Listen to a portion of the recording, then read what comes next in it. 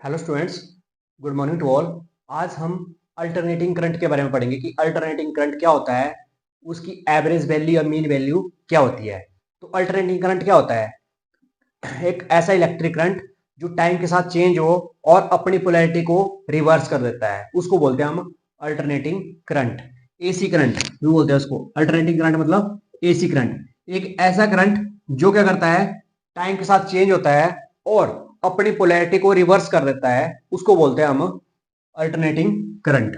इसका जो इस तरीके से रिप्रेजेंट करते हैं हम अल्टरनेटिंग करंट को। इसमें दो साइकिल होते हैं, एक पॉजिटिव साइकिल, एक नेगेटिव साइकिल। एक कंप्लीट जो बनता है यहां तक, इसको बनने के लिए जितना टाइम लगता है एक वेव को, उसको बोलते हैं उसका time period.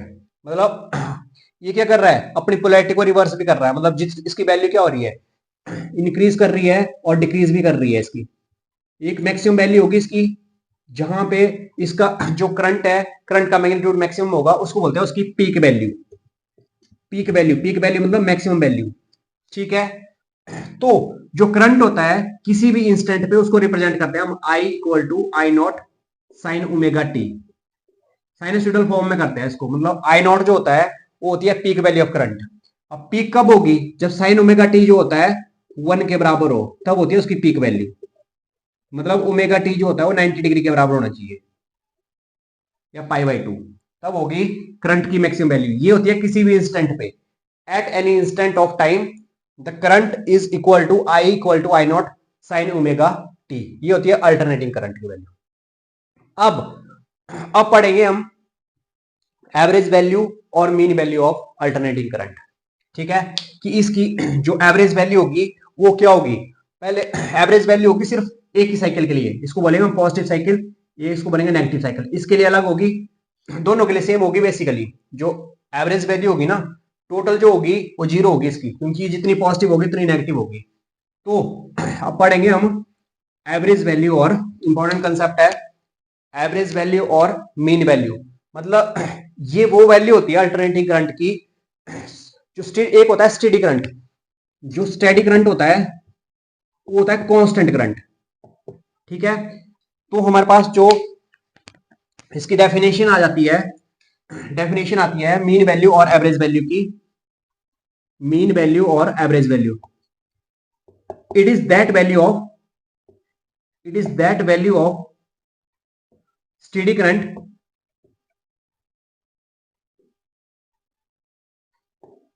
which sends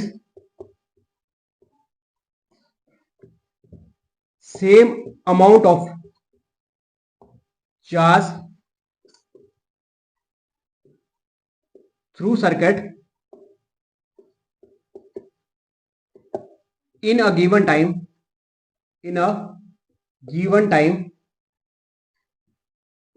as is sent by the AC in same interval of time। ये आ गया हमारे पास इसकी डेफिनेशन कि मीन वैल्यू और average value of alternating current, ये स्टेडी करंट की वो वैल्यू है जो same amount of charge transfer करती है एक सर्किट में, जितना कि एसी करता है सेम इंटरवल ऑफ टाइम में। एसी मतलब अल्टरनेटिंग करंट। ये होती है फॉर हाफ साइकिल। जो आई एवरेज, इसको ऐसे रिप्रेजेंट करते हैं, वो होती है 63.7% ऑफ पी, इसकी पीक वैल्यू 73.7%। मतलब अगर टोटल 100% जा रही है तो जो एवरेज होगी उसकी होगी 63.7%। ये होती है हमारे पास मीन वैल्यू और average value of alternating current. ठीक है। अब सपोज करो हमारे पास करंट जो होता है एट एनी इंस्टेंट, आई क्या हो गया, I equal to I naught sine omega T. ये होता है। हमें क्या निकालना है, हमने निकालना है चार्ज, कितना चार्ज ट्रांसफर कर रहा है। ठीक है। तो हमें पता है आई होता है D Q upon D T. तो डी क्यू कितना हो जाएगा हमारे पास, डी क्यू। और एक और बात, जैसे सपोज करो ये हमारे पास यहां से यहां तक होगा पूरा टाइम पीरियड टी, यहां से यहां तक होता है टी बाई टू। मतलब 4 क्वाड्रेंट में करते हैं इसको, टी बाई 4, 2t/4, 3t/4 और टी।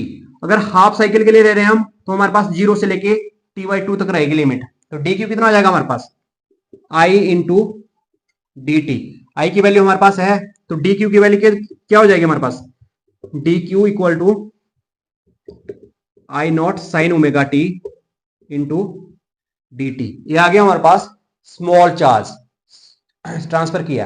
अब टोटल चार्ज क्या होगा, इसको इंटीग्रेट कर देंगे, टोटल चार्ज हो जाएगा हमारे पास कहां से लेके, जीरो से लेके T by to, half cycle के लिए, पॉजिटिव हाफ साइकिल के लिए ले रहे हैं पहले। क्या हो जाएगा, I naught sine omega T D T. ठीक है, आई नॉट कॉन्स्टेंट है, peak value, sine omega T की इंटीग्रेशन कर देंगे हम। आई नॉट साइन की इंटीग्रेशन आ गई cos omega T upon omega, zero से लेके टी बाई टू। ये जो cos omega sine omega T की होती है बेसिकली कॉस ओमेगा टी, और ये जो एंगल होता है अपॉन डेरिवेशन होती है उसकी, D upon D T of omega T. तो ओमेगा टी की डिफरेंशिएशन जो होती है ओमेगा ही हो जाती है। ठीक है, तो इसको फर्दर सॉल्व करो, क्या हो जाएगा हमारे पास। अब ओमेगा कांस्टेंट है, इसको बाहर ले आओ, हमारे पास क्या बच जाएगा, हमारे पास आ जाएगा Q equal to I naught upon omega. Basically omega जो होता है वो होता है 2 पाई अपॉन टी। ठीक है, अंदर क्या बचा हमारे पास, cos 2 pi upon T into small T, कहां से लेके कहां तक, जीरो से लेके टी बाई टू। अब यहां पे भी इसकी वैल्यू कर दो पुट, ओमेगा की 2 पाई अपॉन टी, तो क्या हो जाएगा हमारे पास, Q equal to I naught T upon 2 pi, upper limit कर दो put, cos 2 pi upon T into T by two minus cos 2 pi upon T into zero. ये पूरा कॉस जीरो बन जाएगा, और टी से टी कैंसिल हो गया, 2 से 2, तो हमारे पास क्या बन जाएगा, I not into T upon 2 pi cos pi, cos pi होता है कॉस 180, कॉस 180 की वैल्यू होती है -1। ठीक है, और यहां पे कॉस जीरो -1। और एक और बात, यहां पे जो साइन की इंटीग्रेशन होगी वो माइनस का साइन लगेगा यहाँ पे। ठीक है, माइनस, चलो माइनस बाहर ही ले लो। ठीक है, तो हमारे पास क्या बन जाएगा, ये माइनस बाहर ले लिया हमने, माइनस माइनस प्लस हो जाएगा, -2 इंटू ये जाएगा हमारे पास 2 आई नॉट टी अपॉन 2 पाई, इससे ये कैंसिल हो गया, हमारे पास क्या बचा, Q equal to I naught T upon pi. इसको दे दो एक इक्वेशन, सपोज करो ये जो स्टेडी करंट था, कांस्टेंट करंट था, उसने इतना चार्ज ट्रांसफर किया सर्किट में। अब अगर हमारे पास लेट आई एवरेज है अल्टरनेटिंग करंट की एवरेज वैल्यू,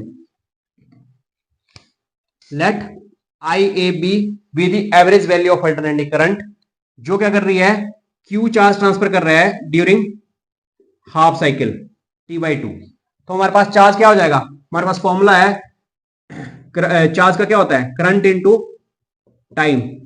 तो क्या हो जाएगा चार्ज हो जाएगा I average into T by to. तो ये आ गई सेकेंड इक्वेशन। हमने क्या पढ़ा था इसकी डेफिनेशन में, कि it is that value of steady current which sends same amount of charge in a circuit as is sent by the AC in same interval of time। मतलब सेम इंटरवल ऑफ टाइम में same charge transfer करेगा वो। तो ये charge और ये charge, इन दोनों की वैल्यू क्या होगी, सेम रहेगी। तो हमारे पास इनको दोनों को कर दो कंपेयर, क्या हो जाएगा, I average into T by two equal to I not into T upon pi. अब टी से टी कैंसिल हो गया, 2 साइड चला गया, तो आई एवरेज कितना आ गया, आई एवरेज इक्वल टू 0.63, या इसको सॉल्व नहीं करना अभी, तो ये हो जाएगा हमारे पास, कितना हो जाएगा सिंपल वैल्यू इसकी, 2 आई नॉट अपॉन पाई, ये आ जाएगी हमारे पास एवरेज वैल्यू। जब इसको पाई की वैल्यू होती है 3.14, जब इसकी वैल्यू पुट करते हैं तो हमारे पास आ जाती है आई एवरेज इक्वल टू 0.636 या 7 आई नॉट, ये आ जाती है हमारे पास। जब इसको परसेंटेज में लिखते हैं तो आई एवरेज हो जाती है 63.6% ऑफ आई नॉट। मतलब आई नॉट की 63.6% जो इसकी वैल्यू होती है वो होती है हमारे पास एवरेज वैल्यू। ठीक है, तो ये था हमारे पास एवरेज वैल्यू के लिए, कि एवरेज वैल्यू क्या होती है अल्टरनेटिंग करंट की। ये वो वैल्यू होती है अल्टरनेटिंग करंट की जो same amount of charge transfer करती है सर्किट में जितना कि एसी करता है सेम इंटरवल ऑफ टाइम में। तो ये था आरएमएस वैल्यू नहीं, सॉरी, मीन वैल्यू। और average value of alternating current.